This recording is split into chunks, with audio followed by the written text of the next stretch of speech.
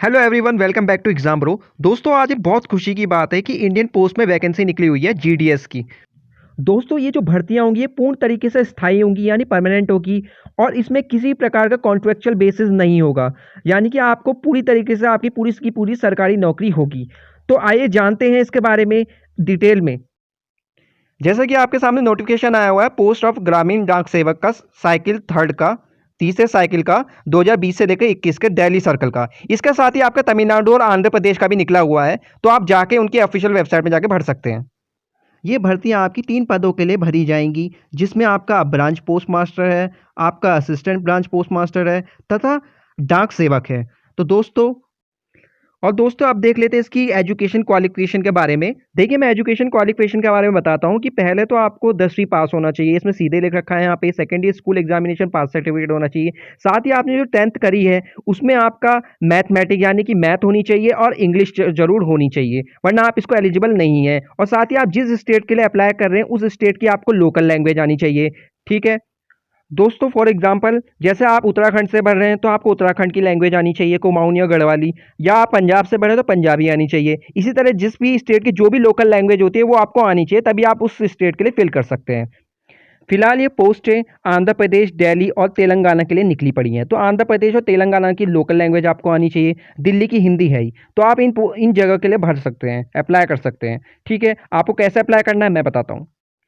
आपको सबसे पहले इंडियन पोस्ट की वेबसाइट में जाना है। यहाँ पे आप सबसे ऊपर देख सकते हैं नोटिफिकेशन और रजिस्ट्रेशन दे रखा है, फिर फी पेमेंट और अप्लाई ऑनलाइन। तो इसका मतलब ये है, सबसे पहले आपको रजिस्ट्रेशन करना पड़ेगा। रजिस्ट्रेशन करने के लिए आपको अपनी बेसिक डिटेल देनी पड़ेगी, अपना मोबाइल नंबर देना पड़ेगा, उसके बाद और अपनी मेल आईडी देनी पड़ेगी। उसके बाद आपका एक ओटीपी जनरेट होगा, उस ओटीपी के जरिए आपका एक लॉगिन आईडी और पासवर्ड होगा। ठीक है, उसको आपको संभाल के रखना है। और उसके बाद आपको अपनी फ़ी पेमेंट करनी है। सबसे पहले फ़ी पेमेंट मैं बता देता हूँ, हर एक कैटेगरी के लिए अलग अलग फ़ी पेमेंट है। उसके बाद आप अपना ऑनलाइन करेंगे अप्लाई ऑनलाइन। फ़ी पेमेंट के बाद, फ़ी पेमेंट करने के बाद अप्लाई ऑनलाइन करेंगे। जिस भी स्टेट के लिए आप भरना चाहते हैं पूरी डिटेल वहाँ पे उस फॉर्म में भरी जाएगी। फिर एक फॉर्म जनरेट होगा जिसको कि आपको संभाल के रखना है, पीडीएफ फॉर्म प्रिंट करके आपको रखना है संभाल के, because at the time of document verification वो आपके बहुत काम आएगा आपके फाइनल रिजल्ट में। ठीक है, तो आप देख लेते हैं कि इसकी फीस कितनी कितनी है।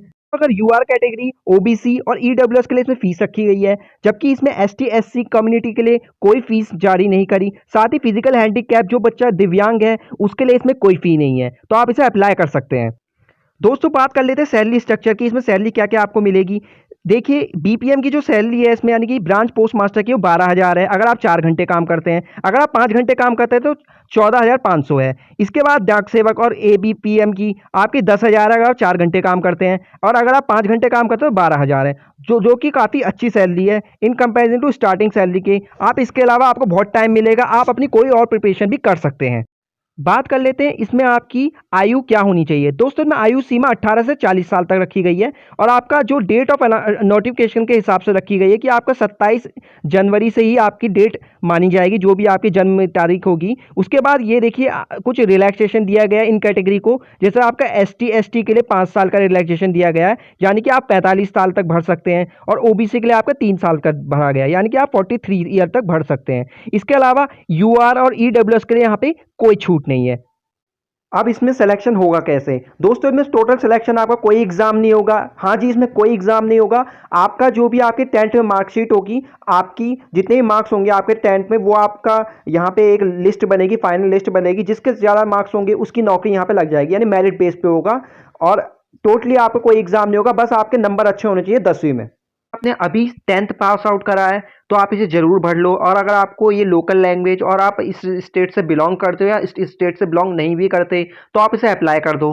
ठीक है, ये बहुत ही सुनहरा मौका है, बिकॉज आपको पता ही है इस समय नौकरी की आपको कितनी ज़रूरत है। और अगर आपको ये वीडियो हेल्पफुल लगी हो तो मेरे चैनल को लाइक, सब्सक्राइब और शेयर करें, और ज़्यादा से ज़्यादा कमेंट करें। अगर कोई प्रॉब्लम होती है, पूरी की पूरी डिटेल्स इस वीडियो की आपको डिस्क्रिप्शन लिंक में मिल जाएगी, आप वहां से एक एक डिटेल चेक कर सकते हो। कोई भी प्रॉब्लम हो कमेंट सेक्शन में रखो। ठीक है, thank you once again, subscribe कर दो चैनल, और बाय।